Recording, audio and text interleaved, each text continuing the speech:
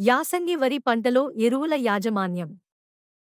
యాసంగిలో సాగు చేసే వరిలో చలి తీవ్రత అధికంగా ఉండటం వలన ప్రధానంగా జింక్ లోపం వస్తుంది.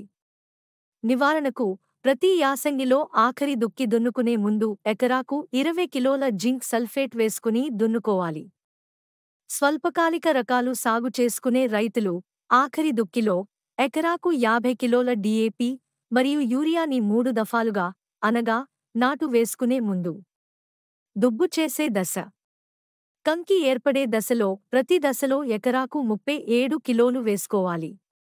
దీర్ఘకాలిక రకాలు సాగు చేసుకునే రైతులు యూరియాని 4 దఫాలుగా అనగా నాటు వేసుకునే ముందు, వేసుకున్న 15 రోజుల తర్వాత దుబ్బు చేసే దశ, కంకి ఏర్పడే దశలో వేసుకోవాలి.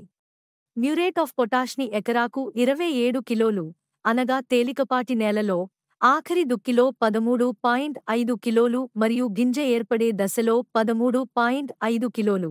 నల్లరేగడి నేలలో అయితే ఎకరాకు 27 కిలోలు మొత్తం ఆఖరి దుక్కిలోనే వేసుకోవాలి. గమనిక: జింక్ మరియు భాస్వరం ఎరువులు కలిపి వేసుకోరాదు.